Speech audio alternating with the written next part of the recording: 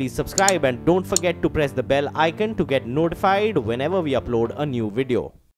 Crossovers and SUVs are becoming the preferred choice over sedans across various price points. But the executive sedan segment has shown signs of recovery in the recent times, and that's thanks to very well thought of cars like the Suzuki Ciaz, the Honda City, and of course the Hyundai Verna.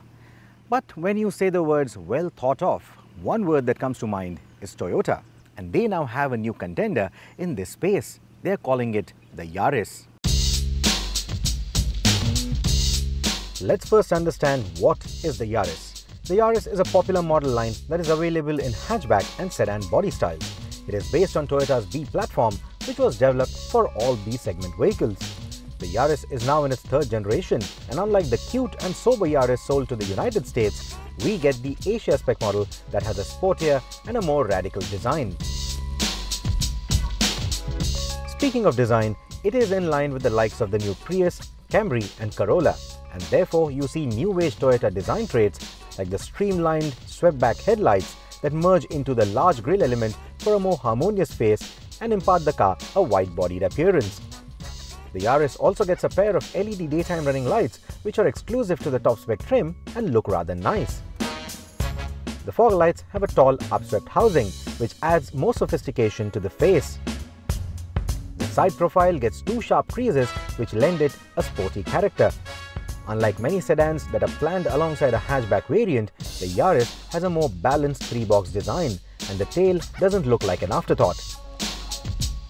The India spec model sits on a slightly higher and softer suspension setup, but a ground clearance of 152mm is one of the lowest in this class. The range-topping trim seen here gets 15-inch alloy wheels shod with skinny 185 section tires. These dimensions remain standard across the range. The sweeping taillights look smart, and the huge reflectors prevent the bulky bumper from looking drab. Can the Yaris carry plenty of cargo? Oh yes! The 476-litre boot may not be the best in class, but is designed quite wisely with no protrusions eating into the usable space. The Yaris takes a very simple yet functional approach for its cabin, and that's in typical Japanese style. You also get this nice black and beige combination. You have these satin inserts which all looks quite nice. You also get this force stitching which mimics the effect of a leather-wrapped dashboard, though it is not. What you do get, however, is leather upholstery on the seats for the top spec trim. You also get this touchscreen infotainment system which in my opinion looks a bit aftermarket, and the software is a little laggy for my liking. But like I said, I like the overall fit and finish of the car. It's typical Toyota. It feels quite premium even for this space. I also like the cool glove compartment, and I also like the way it nicely compartmentalizes all the storage space. Apart from that, you have other little cubby holes and other storage spaces peppered around the car for all your knickknacks. All the storage spaces and controls fall easily at hand. The infotainment gets gesture controls for a hands-free operation of common audio controls, while the unit itself sits high on the dash and doesn't need you to take your eyes off the road often. The instrumentation is easy to read, and the multi-info display also lets you calculate the money saved by driving economically. The front seats in the Yaris are nicely contoured for long-distance drives and are quite supportive even for taller and wider passengers. The rear bench, however, gets mixed reactions. Mixed reactions because Toyotas are also known for their rear seat comfort. Now, as far as comfort goes, I feel that this seating is not going to have a problem at all. I like the overall contouring of the seats. I like the way the backrest is laid out. It's nice and comfortable. I also get good knee room. The visibility is excellent too. But the problem is the headroom. At my height of about 5'8", it's not a big deal, but if someone who were a 6-footer were to sit in here, they would brush their head against the roof quite often. What's even worse is, if you were to hit a speed hump at speed, then there's every chance that you will hit your head against the roof, and that's not a very nice feeling. As far as the features go, you do get these two 12-volt sockets. You also get a blind for the rear windshield. However, I think this space is a little too cramped, and looking out of that through the inside rearview mirror could become a bit of a problem. What I particularly like are these rear AC vents, so I can direct the flow towards myself, or if I do not have any rear seat occupants, I can just push it forward and have the flow directly on my neck when I'm driving the car. However, I think I would still prefer ventilated seats over this kind of an arrangement, but this is quite innovative and a good feature to have. Other notable features of the car include cruise control, electrically adjustable height, reach and recline for the driver's seat, auto headlights, auto wipers, satellite navigation and a reversing camera. Why is Toyota calling the Yaris the safest car in the segment? Simply because there's no other car in this price bracket that currently offers 7 airbags, and the Yaris has them and ABS as a standard fit across all the 4 trims. The higher trims also get you disc brakes on all wheels, ESP, hill start assist, tire pressure monitoring and ISOFIX child seat anchorage.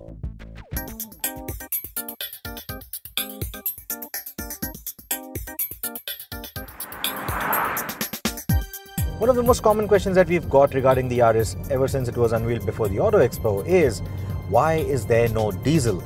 Well, sources say that this particular segment has started tilting back towards petrol. More than 80% of the sales of cars in this particular segment are petrol, and that is why the Yaris chooses a 1.5 litre petrol unit as its only drivetrain option.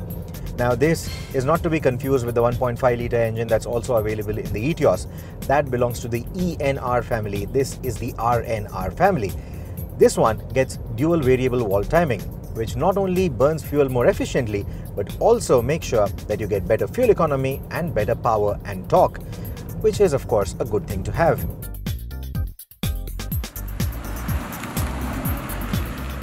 The engine isn't very rev happy like some of its competition and is more laid back in nature. It redlines at a little over 6,500 RPM, and the climb beyond 4,000 RPM is pretty slow and noisy. You will need a downshift or two to pull overtakes at highway speeds. The engine is quite refined otherwise and drives pretty nicely in the city environment. It can be specified with a 6-speed manual or a CVT automatic. The CVT gearbox, I have my reservations. In the city it's fine, it's nice and convenient, but out on the highway it goes almost all the way to the red line before it selects the next ratio, and that can get a little irritating, and that's because of the pronounced rubber band effect. The engine will just rev, make a lot of sound and then shift gears. That, in my opinion, is not a nice feeling.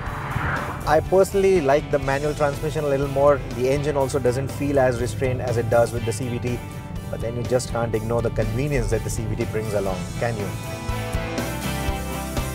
The manual is what I would choose.